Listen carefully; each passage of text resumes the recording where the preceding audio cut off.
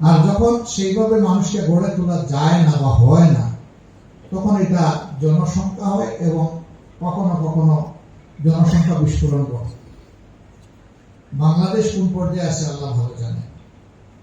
তবে যখন বাহ্যিক দৃষ্টিতে আমরা দেখি, তখন দেখি যে বাংলাদেশ এমন একটি দেশ, যেই দেশে সামাজিক কোনো শৃঙ্খলা নেই, যেই দেশে মানুষের জীবনের সাধারণ নিরাপত্তা নেই, যেই দেশে শিশুদের প্রতিভা বিকাশের কোনো উদ্যোগ নাই, যেই দেশটিতে সারা জিন্দেগি কাজ করার পরে দেশকে দিয়ে যাওয়ার পরে বৃদ্ধ বয়সে শান্তিতে মরার কোনো আশা নাই, যেই দেশটিতে 5 বছরের শিশু থেকে শুরু করে 70 বছরের বৃদ্ধা মা পর্যন্ত ইজ্জতের কোনো ওয়ারেন্টি নাই, যেই দেশটিতে ঘরের ভিতরে থাকলে খুন, বাইরে গেলে গুম, এই সংস্কৃতি বিরাজমান, যেই দেশটিতে মানুষ সমাজের নেতৃত্বে যারা আছে তারা মুখে যা বলে আমলে তার বিপরীত করে, সেই দেশের নাম বাংলাদেশ।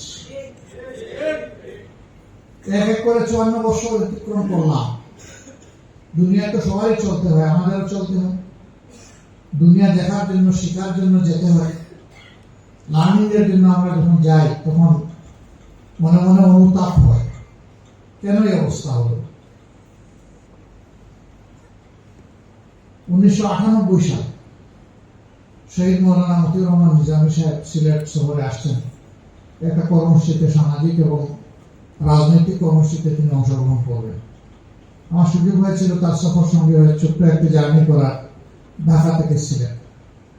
আমাদের বিমানটি যখন ঢাকাতে উড়ন্ত অবস্থায় ছিল, হঠাৎ করে আমি দেখলাম তার চোখ থেকে 2-1 ফোঁটা পানি পড়ছে। তো তিনি চোখের সানি অপারেশন করেছিলেন। আমি ধারণা করেছি যে ওইটার কোনো ইম্প্যাক্ট। পরে দেখলাম না, চোখ দুটাই লাল এবং দুটা থেকেই পানি পড়ে। আমি জিজ্ঞেস করলাম যে আপনার কি কোনো কষ্ট হচ্ছে? তো একটু তিনি আদৌ ধরা গলায় বললেন, হ্যাঁ একটু কষ্ট হচ্ছে। সেটা চোখে, না সেটা মনে। কি কষ্ট আপনাকে চেপে ধরলো? তিনি চাইয়া বললেন, এই তাকাও, জমিনের দিকে তাকাও,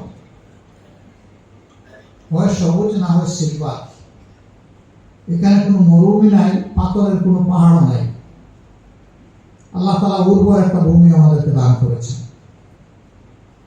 এই জমির নিচেও আল্লাহ তাআলা আমাদের জন্য অনেক খনিজ সম্পদ দান করেছে।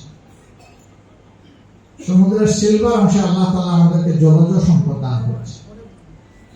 গ্রিন অংশে আল্লাহ তাআলা আমাদেরকে বনজ সম্পদ দান করেছে।